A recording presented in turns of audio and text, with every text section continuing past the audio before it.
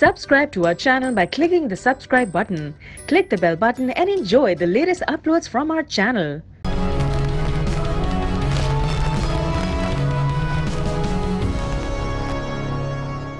बिस्मिल्लाहिर्रहमानिर्रहीम। अस्सलाम वालेकुम नाज़रीन, मैं हूँ आसमा शिराजी। प्रोग्राम है फैसला आपका। डॉन लीग्स का तनाज़ा शुरू हुआ और उस तनाज़े के बाद जो सूरत हाल हुई वो आपके सामने थी। डॉन लीग्स में क्या हुआ, छपी खबर के अंदर सिविल मिलिट्री ताल्लुकात के हवाले से वो खबर आई थी जिसमें कहा गया था कि बैंड आउटफिट्स के मामले के ऊपर मुबैना तौर पर शहबाज शरीफ साहब का और जो बाकी जो मिलिट्री के हुक्काम थे उनके बीच में कुछ शायद रिफ्ट हुई थी और उसको रिपोर्ट किया था सिरिल अलमायदा ने, जो कि डॉन के एक बहुत ही नामी गिरामी सहाफ़ी हैं। इस अखबार की खबर आने के बाद एक भौंचाल आ गया और बिल्कुल इस तरह से सूरत हाल बन गई कि हम इसको दूसरा मेमो यानी मेमो 2 जो कि पीपल्स पार्टी की हुकूमत हुआ था उसके साथ लोग इसको तशबीह देने लगे, इसकी मुमासलत देने लगे।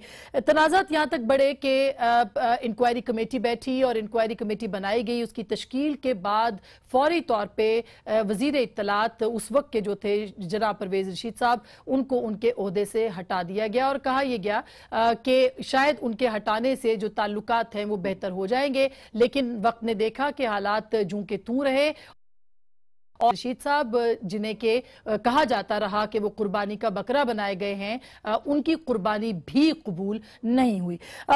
इस तरह की सूरत हाल में क्या पाकिस्तान मुस्लिम लीग नवाज को क्या करना चाहिए था, क्या नहीं करना चाहिए था, लेकिन ये रिफ्ट बढ़ती चली गई। और हाल ही में आपने स्टेटमेंट देखा होगा जो जनाब परवेज रशीद साहब ने दिया कि उनके ऊपर इल्जाम ये लगाया गया कि शायद उन्होंने खबर का नहीं है और उन्होंने ये भी मुतालबा किया कि डॉन लीग्स की जो ये रिपोर्ट है उसको मंजरे आम पर लाया जाए ताकि पता चल सके कि असल में उनके खिलाफ जो मामला है वो है।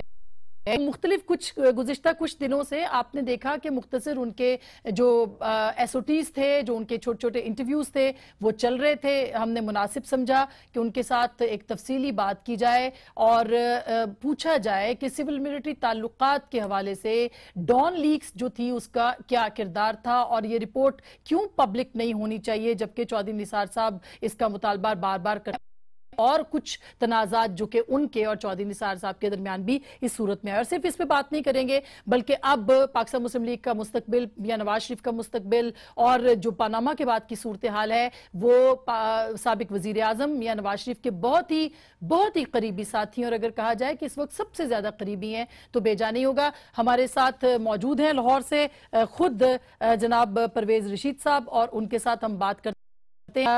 अस्सलाम वालेकुम परवेज साहब। जी वालेकुम अस्सलाम। सर बहुत बहुत शुक्रिया, आपने वक्त के आप बहुत कम वक्त देते हैं मीडिया को और ख़ास करके इन हालात में। लेकिन पहली बात तो ये मैं पूछना चाहूँगी, जो एक सवाल मियाँ साहब ने उठाया था और एक सवाल आपने उठाया था कि परवेज़ रशीद को क्यों निकाला गया। देखिए, मियाँ नवाज शरीफ साहब को तो पाकिस्तान के तकरीबन 1.5 करोड़ लोगों ने मुंतखब किया और जब वो ये सवाल उठाते हैं तो दरअसल उनका सवाल अपनी ज़ात से मुतल्लिक। सवाल ये होता है कि जिसको 1.5 करोड़ लोग मुंतखब करते हैं वो पाकिस्तान के अवाम की नुमाइंदगी करता है, पाकिस्तान का तर्जुमान होता है। और ये बदकिस्मती रही है कि पाकिस्तान की गुज़िश्ता सारी तारीख में हर उस शख्स को जो पाकिस्तान के अवाम का तर्जुमान था उसके साथ बुरा सलूक हुआ, फांसी दी गई, जिला वतन हुए, कैदो बंद की सोबतें काटनी पड़ी, अटक जिलों में नवाज शरीफ साहब को ओरलांडी जेल में भी रखा गया, मुल्क से बाहर भी रखा गया। और एक तो इतने हमारे बदकिस्मत थे वज़ीर आज़म कि वो भारी अक्सरियत से कामयाब, अक्सरियत उनके पास थी, लेकिन उन्हें वज़ीर आज़म के ओहदे का हल्फ उठाना जो है वो भी नसीब नहीं हुआ और उन्हें लाकर मियां वाली जेल में डाल दिया गया था। तो नवाज शरीफ साहब ये सवाल उठाते हैं کہ ریاست میں صرف ایک شخص ہوتا ہے جو عوام کی نمائندگی کرتا ہے. ہمارے آئین کے مطابق وہ جن کی نمائندگی کرتا ہے اور جس پارلیمنٹ میں وہ لیڈر آف دی ہاؤس منتخب کیا جاتا ہے وہ سب سے سپیریئر ادارہ ہے. بالکل. اس نے باقی تمام پاکستان کو قیادت فراہم کرنی ہے اور یہ حق اسے پاکستان کے عوام دیتے ہیں. دراصل یہ پاکستان کے عوام کو قیادت کا حق ہوتا ہے. تو جب آپ اس شخص کو دیتے ہیں تو آپ پاکستان کے عوام کی توہین کرتے ہیں, ان کے فیصلوں کو ماننے سے انکار کرتے ہیں, جو عوام کا حق حکمرانی ہے اس اصول کی نفی کرتے ہیں. اور جب آپ اس اصول کی نفی کرتے ہیں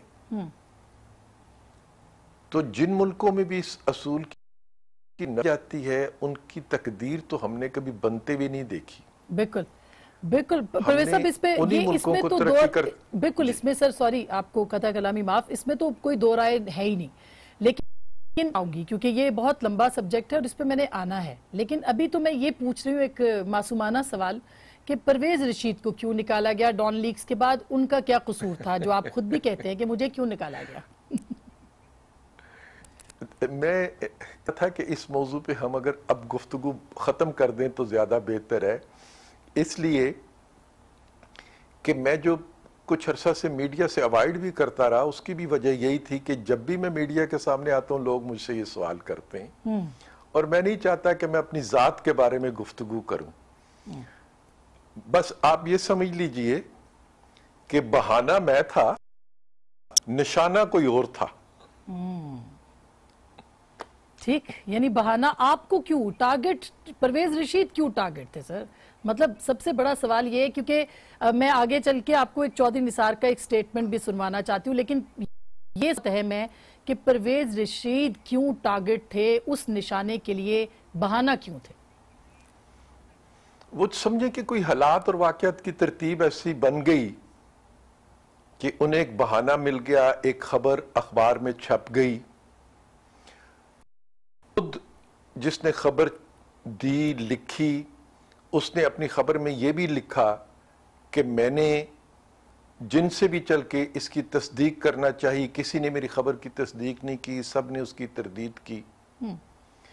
تو اس کا مطلب ہے کہ خبر جب میرے پاس آیا تو میں نے بھی تردید کر, دوسروں کے پاس گیا انہوں نے بھی تردید کر دی. تو صرف میرے علم میں تو یہ خبر نہیں تھی, اس جملے کے مطابق خبر دوسروں کے علم میں بھی تھی. تو اگر میں رکوانے میں ناکام رہا تو دوسرے بھی رکوانے میں ناکام رہے. یعنی پرویز صاحب آپ کو خبر نہ روک سکنے کی سزا ملی نا, مطلب آپ نے خبر نہیں روکی. لیکن چودھری نثار یہ کہتے ہیں کہ رپورٹر چل کے گیا, آپ سے بات کی اور اس کے بعد دستاویزی ثبوت بھی ان کے پاس ہے, میں بھی ٹیپنگ وغیرہ ہو رہی تھی, یہ کیا؟ میں سنوانا چاہتی ہوں کہ چودھری نثار نے کیا کہا تھا, ذرا چلائیے گا.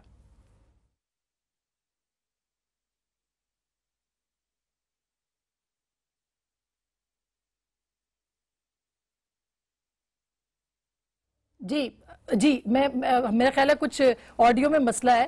جی آپ ذرا چلائیے گا. جی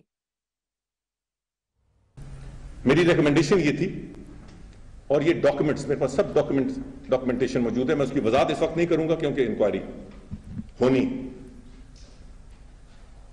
کہ پرویز رشید سالے سے کچھ ڈاکیومنٹڈ اور کچھ ان ڈاکیومنٹڈ وہ سورس رپورٹس کہ انہیں کہا گیا کہ متعلقہ جرنلسٹ کے پاس ایک سٹوری ہے اور پرائم منسٹر کے بارے میں, وہ پرویز رشید کے کامنٹس چاہتا ہے تو وہ ملنا چاہتا ہے. انہوں نے اس کو بلا لیا اپنے دفتر میں, وہاں ملاقات ہوئی. رشید صاحب کو اس جرنلسٹ کو کہنا چاہیے تھا کہ یہ خبر غلط ہے, آپ نیشنل انٹرسٹ میں اس خبر کو نہ چھاپیں. اگر پرویز رشید صاحب کی وہ بات نہ مانتا, یہ بھی میں نے کہا ہے, تو ان کو ظفر عباس صاحب سے بات کرنی چاہیے تھی, ڈان کے انتظامیہ سے بات کرنی چاہیے تھی, حکومت سے بات کرنی چاہیے تھی. परवेज साहब, ये आपके ऊपर इल्जाम लगा कि आपको चाहिए था कि आप बात करते और आप खबर को रुकवा देते, जो कि इतनी खतरनाक खबर थी। सर, मैंने तो अपने तौर पर, अब ये बात बार बार दोहराई जा रही है, पहली बात तो इससे ये तो साबित हो गया कि खबर मैंने नहीं दी, पास मौजूद थी। तो जिसने खबर रुकवाई नहीं उसके बारे में तो आज तक गुफ्तगू जारी है। तो भी जिसने दी खबर उसे, वहां तक JIT क्यों नहीं पहुंची और उसको अभी तक एक्सपोज क्यों नहीं किया गया, उसको बेनकाब क्यों नहीं किया? यानी खबर ना रुकवाने वाला जो है वो तो मुजरम ठहरा और जिसने खबर दी उसका अभी तक हम पता ही नहीं चला सके।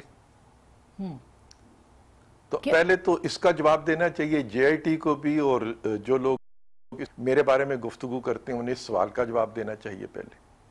तो आपने ये कहा था कि निशाने पे कोई और था और बहाना आप थे। क्या चौधरी निसार भी उस निशाने के लिए, बहाने के लिए आपको इस्तेमाल कर रहे थे और उनको पता था कि आप बहाना बन सकते हैं? मैं बात के बारे में गुफ्तगू नहीं करना चाह रहा। देखिए, जिन दिनों में ये बात हुई थी उस जमाने के हालात आपके सामने हैं। इस्लामाबाद के लॉकडाउन का ऐलान कर दिया गया था इमरान खान साहब की तरफ से, और इमरान खान साहब जो हैं उन्होंने बाकायदा लश्कर कशी इस्लामाबाद पे, और वो लश्कर कशी जो है वो उसके लिए खैबर पख्तूनख्वा हुकूमत के तमाम वसाइल जो हैं उनको इस्तेमाल किया गया था। खैबर पख्तूनख्वा हुकूमत के तमाम अफराद भी उसमें शामिल थे। वज़ीर आला साहब ने खुद उसकी क़यादत की थी, और इमरान खान साहब जो हैं वो बनी गाला की छत पे चढ़ के पुशेस लगाते थे, और उनका जो ऐलान था वो ये था कि वो नवाज शरीफ साहब को प्राइम मिनिस्टर हाउस से निकालेंगे और सड़कों पर घसीटेंगे। इस किस्म के ऐलान वो कर रहे थे ना। तो प्राइम मिनिस्टर नवाज शरीफ थे। इस खबर को बहाना बना के लोगों को ज्यादा मुश्तिल करने की कोशिश की गई, और हर तरह के जो पाकिस्तान में मौजूद हैं उनमें इश्तियाल पैदा करने किया गया कि नवाज शरीफ साहब सिर्फ यही नहीं कि उन्होंने इंतखाबात में धांधली की है, जो पहले से एक इल्ज़ाम था खान साहब का।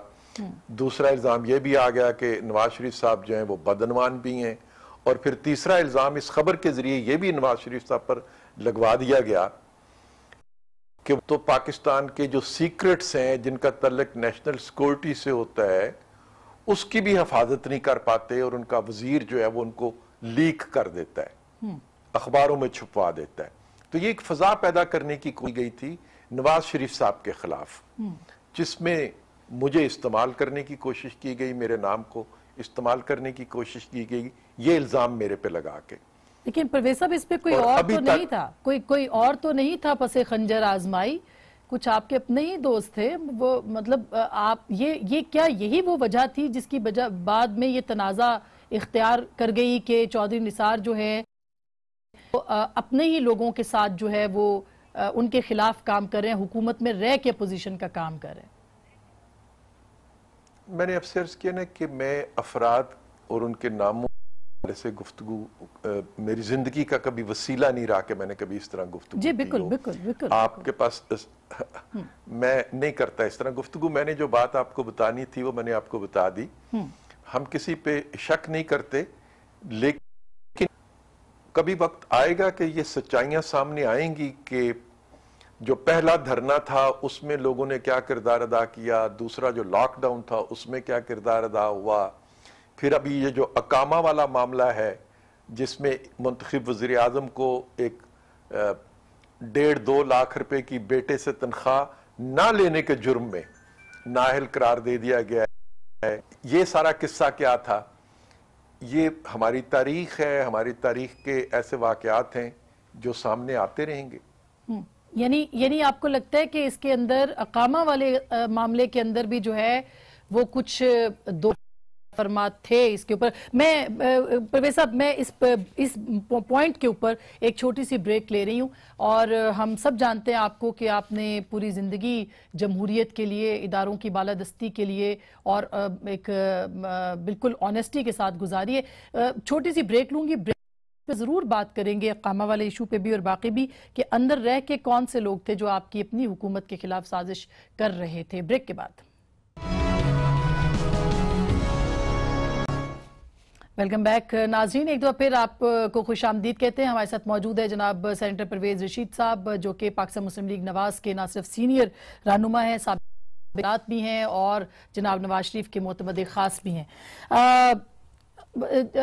परवेज साहब, एक सवाल जो कि मैंने छोड़ा था ब्रेक से पहले, आपने कहा कि अकामे के हवाले से जो चीज़ें निकली उसमें भी जाहिर है कि ये सारा हुकूमत के कंट्रोल में था, ये सारी चीज़ें। तो आपके ख्याल में ये सारी चीजें लीक होती रही जिसने कि अपोजिशन को या जो पीएमएलएन के मुखालिफिन थे उनको ताकत दी और नुकसान पहुंचाया प्राइम मिनिस्टर साबिक वजीर आजम को? नुकसान तो पाकिस्तान की जमहूरियत को पहुंचा। हमारे मुखालिफिन जो हैं उन्हें इंतजार कर लेना चाहिए था। अगर उनके पास कोई भी सच्चाई होती, 8 महीने रह गए इंतखाबात में, और सियासत में इंतखाब जीतना और अपने से इख्तलाफ रखने वाले को ख्वाब में लोगों की हमायत से महरूम कर देना सबसे बड़ा एजाज होता है किसी भी सियासतदान के लिए। लेकिन जब सियासतदान या कोई सियासी जमात इंतखाबी अमल से तो गुरेज करे, इंतखाबी अमल में अपने हरीफ का मुकाबला ना करे और दूसरे हथकंडों से अपने हरीफ को मैदान से हटाने की कोशिश करे, तो ये पहली दलील इस बात की होती है कि वो सियासतदान अवाम की हमायत से महरूम है, उसे अवाम की हमायत हासिल नहीं है। इसलिए वो इंतखाबी अमल से दौड़ रहा है, उससे ग्रेज कर रहा है और अदालती अमल से या किसी दूसरे तरीके से अपने हरीफ को मैदान से हटाना चाह रहा है। ठीक, तो पहले धरने में आपने कहा यकीनन जी परवेज साहब, पहले धरने बिल्कुल जमहूरियत को ये सिविल मिलिट्री ताल्लुकात पहले धरने में भी थे, दूसरे में भी खराब हुए। कौम ज़ाहिर तफसील जानना चाहती है कि कहाँ कहाँ किस तक। हाँ, आप कह रहे हैं वक्त आने पे पता चल जाएगा। अब से बेहतर वक्त क्या है? जब आप वोट की तकद्दुस की बात कर रहे हैं, जब आप इनकलाब की बात कर रहे हैं, जब आप नजरियात की बात कर रहे हैं, तो पता चलना चाहिए कि सिविलियन बालादस्ती के अंदर क्या क्या रुकावटें हैं। सवाल ये है कि क्या आपके घर के अंदर से लोग थे जो कि मुखालिफिन के साथ शामिल होकर आपकी हुकूमत को नुकसान पहुंचा रहे थे? नहीं, आसमा इस तरह नहीं होता जिस तरह आप सोच रहे हो। घर का अंदर और घर का बाहर नहीं। मुझे बताइए, बच्चों को जो निसाब पढ़ाते हैं, जो किताबें पढ़ाते हैं अपने बच्चों को, हम आप साहिब इल्म हैं, क्या आपका दिल मानता है कि हम अपने बच्चों को ये कुछ पढ़ाएं जो हम उन्हें पढ़ाते आ रहे हैं पिछले 30-35 साल से? बिल्कुल नहीं। तो जो कुछ हम पढ़ाते हैं उससे जो ज़हन बनता है वो तो हर जगह बन जाता है। वो आपके घर के अंदर भी बन जाता है और घर के बाहर भी बन जाता है। हमने जो इल्म दे दिया अपने बच्चों को, उस इल्म ने एक ज़हन बना दिया। उसमें जमहूरियत से नफरत सिखाई जाती है, आमरीयत की खूबियां बताई जाती हैं। जमहूरी जद्दोजहद जो है उसका जिक्र आपको नहीं मिलेगा, लेकिन पाकिस्तान में जिस जिस दिन आमरीयत आई और पाकिस्तान पे 10 साल तक कब्जा करके रखा, उसे कारनामे की शक्ल में बयान किया जाता है। कायदे आज़म के जमहूरी असूल जो हैं वो हम अपने निसाब की किताब, हत्ता कि उनकी कोटेशंस तक हम बदल देते हैं जी। उनकी 11 अगस्त की तकरीर जी हाँ, बिल्कुल बिल्कुल जी, वो बदल दी। यूनिटी, फेथ और डिसिप्लिन के मतलब को हमने बदल दिया और तरतीब भी बदल दी। तो जहां पे हम अपने बच्चों के साथ इतना बेरहमी का सलूक करते हैं कि उन्हें गलत तालीम देते हैं, गलत इल्म देते हैं, تو پھر اندر اور باہر کی بات نہیں رہ جاتی, ایک ذہن بن جاتا ہے, ہر جگہ بن جاتا ہے, وہ ذہن ہر جگہ موجود ہوتا ہے. پرویز صاحب, یہ جو معاملہ تھا اور جیم تھا, اس میں کچھ ایکسٹینشن کا معاملہ بھی چل رہا تھا سابق آرمی چیف کا. کیا ڈان لیکس کا تعلق ہم کہہ سکتے ہیں کہ اس کے ساتھ بھی کچھ لوگ اس کو لنک کرتے ہیں؟ کیا اس کو لنک کیا جا سکتا ہے اس دور میں اس ایکسٹینشن کے مسئلے کے ساتھ؟ دیکھیں, وزیر اعظم صاحب کو دباؤ میں لانے کے لیے مختلف قسم کے حربے تو استعمال ہو رہے تھے. عمران خان صاحب اور کچھ دوسرے لوگ اس کا حصہ تو بنے ہوئے تھے. اب یہ تو کبھی ان سے انکوائری کی جائے اور ان سے معلوم کیا جائے کہ آپ پورے بنے ہوئے تھے, اور یہ جو پاکستان میں سیاست کی جو ریت آپ ڈال رہے تھے کہ سول نافرمانی پر بھی لوگوں کو اکسا رہے ہیں, دارالحکومت پہ ایک صوبائی حکومت سے حملے کروا رہے ہیں, تو کس کے کہنے پہ وہ کرتے تھے؟ یہ انہیں جواب دینا چاہیے, عمران خان صاحب کو بھی جواب دینا چاہیے اس کا. تو آپ کہہ رہے ہیں کہ یہ سب کچھ پبلک ہونا چاہیے. خود آپ نے ڈان لیکس کی رپورٹ کو کہا ہے کہ وہ پبلک, آپ وزیر اطلاعات تھے, آپ کی حکومت تھی, آپ نے وہ رپورٹ دیکھی بھی نہیں, آپ کو پتا بھی نہیں, اور یہ ساری جو انکوائریاں ہیں یہ کیوں نہیں ہو سکی؟ آپ تو حکومت میں تھے سر, آپ کی حکومت تھی. ایک تو ڈان لیکس کی رپورٹ لکھی جے آئی ٹی نے, اور مجھے حکومت سے برطرف کر دیا گیا تھا جے آئی ٹی بننے سے بھی پہلے. تو اس لیے جب میں برطرف کر دیا گیا, اس کے بعد جو لکھا گیا, جو کیا گیا, وہاں تک تو میری پھر رسائی نہیں رہی. رپورٹ جس طرح دوسروں نے نہیں پڑھی, میں نے بھی نہیں پڑھی, لیکن یقیناً رپورٹ اگر مجھے کبھی موقع ملے پڑھنے کا تو اس پہ پھر میں ضرور روشنی ڈال سکوں گا. لیکن اس چیز کا میں حامی ہوں کہ آج تک پاکستان میں جتنے کمیشن بنے ہیں, بشمول ڈان لیکس والی جے آئی ٹی کی رپورٹ بھی جو ہے, ان کو پبلک ضرور کرنا چاہیے. دیکھیں, مجھے معلوم ہے کہ اس رپورٹ میں تو میرے خلاف ہی کچھ لکھا گیا ہوگا نا, اور میرے خلاف اس لیے لکھا گیا ہوگا کہ سزا تو مجھے دے دی گئی تھی, اب رپورٹ میں تو اس سزا کو کسی طریقے سے جسٹیفائی کیا گیا ہوگا. درست. لیکن اس کے باوجود میں کہوں گا کہ آپ رپورٹ کو عام کیجئے. اچھا پروفیسر صاحب, جی سر, میں ایک چھوٹی سی مجھے بریک لینی ہے. آپ مطالبہ کر رہے ہیں عام کیجئے, حمود الرحمان کمیشن رپورٹ عام نہیں ہو سکی, اس کے ساتھ جتنے بیچ میں مسئلے رہے, وہ بے نظیر بھٹو کا قتل ہو, باقی جتنے بھی تنازع رہے ہیں, کسی کی بھی رپورٹ پبلک نہیں ہو سکی. کاش کہ آپ 4 سال میں تھے تو اس کو پبلک کرتے. ایک چھوٹی سی بریک لوں گی اور بریک کے بعد اس موضوع کو آگے بڑھائیں گے کہ سول ملٹری تعلقات میں رکھنا تھا اور اب کہا جا رہا ہے یعنی کیا ابھی بھی سب ٹھیک ہے یا نہیں. بریک کے بعد ویلکم بیک ناظرین. ہم بات کریں رشید صاحب سے جو ہمارے ساتھ لاہور سے براہ راست موجود ہے. پرویز صاحب, آپ یہ کہہ رہے تھے کہ شکوہ تھا کہ بہت ساری چیزیں, بہت ساری رپورٹیں پبلک نہیں کی جاتی. آپ کی حکومت تھی سر, آپ رپورٹیں کیوں نہیں پبلک کر سکے؟ کرنی چاہیے تھی کم از کم. ڈان لیکس تو پرائم منسٹر, آپ کے پرائم منسٹر تھے اپنے نواز شریف صاحب, وہ پبلک کر دیتے. میں نے آپ سے عرض کیا کہ میں تو حامی ہوں, لیکن چونکہ میں کابینہ نہیں تھا جب یہ رپورٹ آئی ہے, تو مجھے نہیں معلوم کہ کیا وجوہات بتائی گئی ہوں گی اس کو پبلک نہ کرنے کی. لیکن اگر میں کابینہ کا ممبر ہوتا اور مجھے معلوم ہوتا کہ اس رپورٹ میں میرے خلاف باتیں لکھی گئی ہیں, پھر بھی میں اس چیز کی حمایت کرتا کہ رپورٹ کو پبلک کر دیا جائے. اور میں صرف اس ایک رپورٹ کی بات نہیں کرتا, جتنی رپورٹس ہیں پاکستان بننے کے بعد سے جن کا تعلق ہماری قومی زندگی کے اہم معاملات سے ہے, حمود الرحمان کی رپورٹ ہے, وہ بھی ہم تک نہیں آئی. پھر اسامہ بن لادن کا اتنا بڑا ایبٹ آباد کا واقعہ ہوا, اس رپورٹ کا ہمیں نہیں معلوم ہے.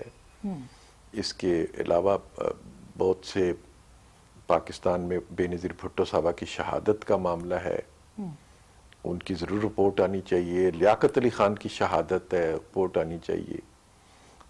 یہ تمام ایسے معاملات ہیں جن کے بارے میں جو بھی ہماری تحقیقات ہوں، تفتیش ہو، خاص کسی سے فائدہ کسی کو ہوتا ہو اس سے یا کسی کو نقصان ہوتا ہو، بالکل ضرور پبلک ہونی چاہیے، لوگوں کو معلوم ہونا چاہیے۔ پرویز صاحب آپ نے کہا کہ یہ دباؤ بڑھانے کے لیے تھا سابق وزیر اعظم کے اوپر اور یہ ایکسٹینشن کے حوالے سے، آپ پن پوائنٹ کریں گے کہ کیا مطلب کس طرح سے دباؤ تھی پولیٹیکل، جو آپ کہہ رہے ہیں، آپ نے جو الزام لگایا عمران خان صاحب کے اوپر، باقی سب کے اوپر کہ وہ دباؤ بڑھا رہے تھے، کیا ملٹری کی طرف سے بھی دباؤ بڑھایا جا رہا تھا جس کا شاخسانہ ڈان لیکس ہوا، یا آپ کہہ رہے ہیں کہ نہیں پولیٹیکل صرف؟ عمران خان صاحب میدان میں تھے، چہرہ انہی کا نظر آتا تھا، شکل انہی کی نظر آتی تھی۔ اب ان کے چہرے کے پیچھے بول کون رہا تھا،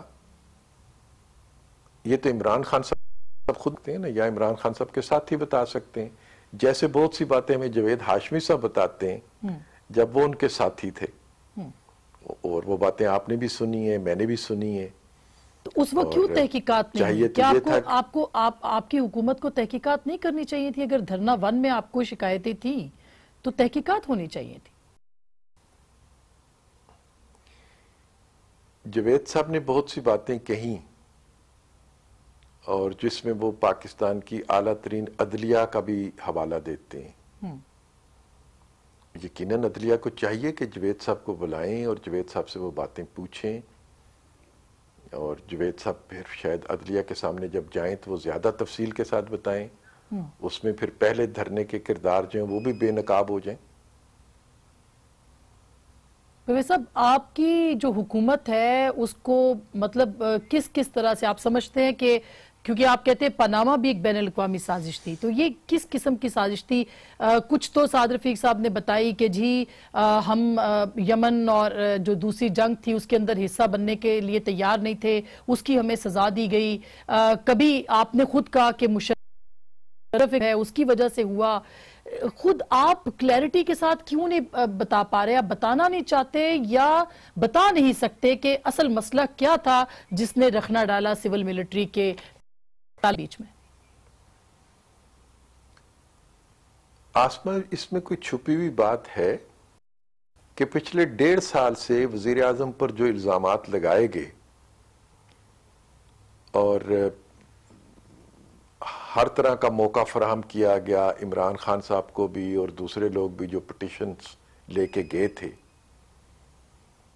اور پھر ایک جے آئی ٹی بھی بنی جو پورے اختیارات کے ساتھ بنی، پورے وسائل کے ساتھ بنی، اور جن کی دسترس میں دور دور تک بھی کسی کاغذ کو لے آنا ممکن تھا، جن کے لیے نواز شریف صاحب پر کوئی ایک الزام ثابت ہونا تو دور کی بات ہے، کوئی الزام بھی نہیں لگ سکا کہ انہوں نے اپنے پہلے دور حکومت میں یا دوسرے دور حکومت میں یا تیسرے دور حکومت میں، حتیٰ کہ خود عدالت کو بھی یہ کہنا پڑا، سپریم کورٹ آف پاکستان کو بھی کہنا پڑا کہ وزیر اعظم پہ ان کے اختیارات کو غلط استعمال کرنے کا تو کوئی ہمارے سامنے ثبوت نہیں آیا، یا کوئی شواہد نہیں آئے، یا کوئی الزام نہیں آیا، یا سرکاری خزانے میں سے انہوں نے کوئی اپنے استعمال میں چیز کی ہو، کوئی کک بیک لی ہو، کوئی کمیشن لی ہو۔ یہ سپریم کورٹ نے خود اعتراف کیا، اور پھر سزا کس بات پہ دی گئی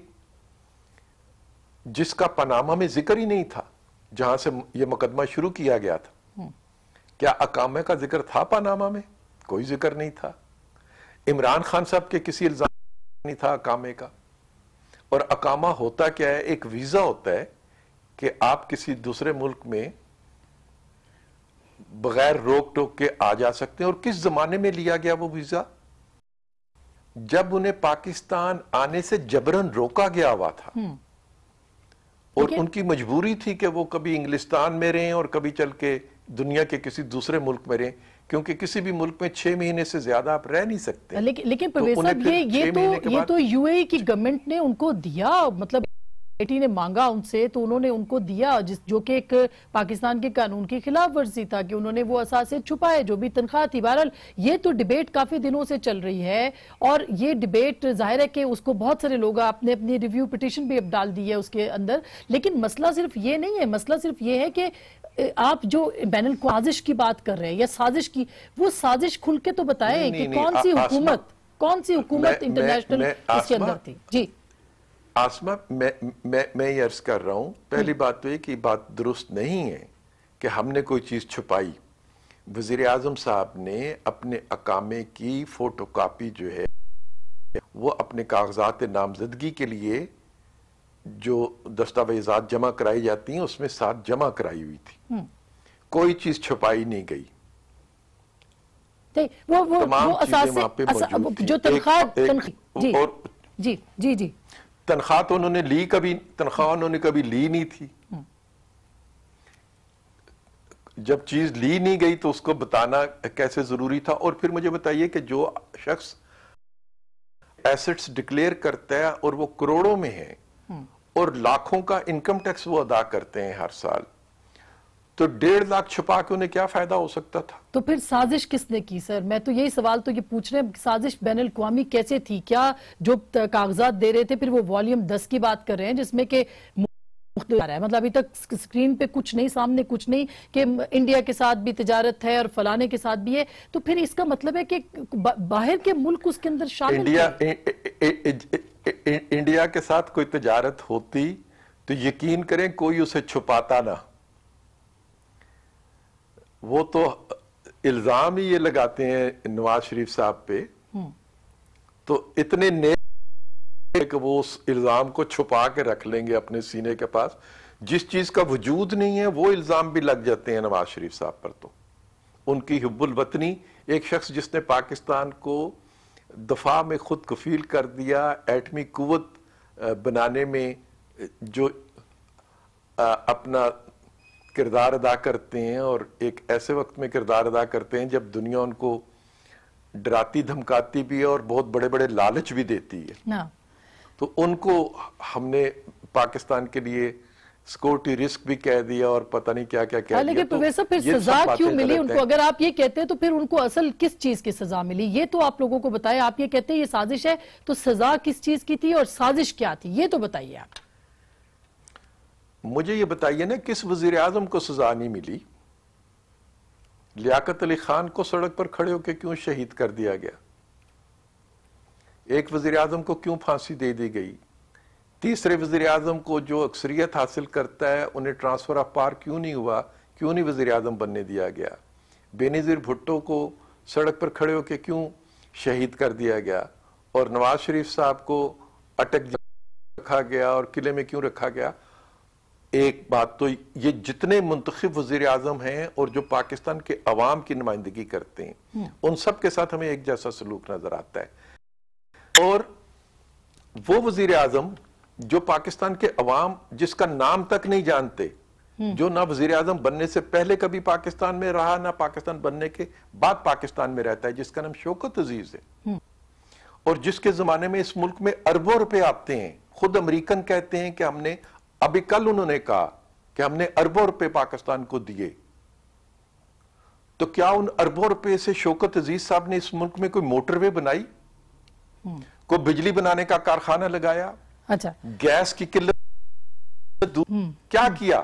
نواز شریف صاحب جو ہیں جن کو آپ یہ کہتے ہیں، وہ تو ان کے خرچ کیے ہوئے اربوں روپے میں نظر آتے ہیں کہ ابھی ان جگہوں پہ اربوں روپے خرچ ہوئے۔ تو بالکل شوکت عزیز جو لیکن وزیر اعظم رہے ملک سے چلے گئے، بالکل آپ صحیح کہہ رہے ہیں، وہ تو ساری ہے، لیکن یہ سب آپ لوگ جب پاورز میں ہوتے ہیں تب آپ کو کرنی۔ بالکل آخری وقت سر، اب بیگم صاحبہ کا انفارچونیٹلی ان کی طبیعت خراب ہو گئی، اب یہ کہا جا رہا ہے کہ میاں صاحب باہر جائیں گے اور بہت ساری اطلاعات آ رہی ہیں کہ شاید وہ ترسوں چلے جائیں گے۔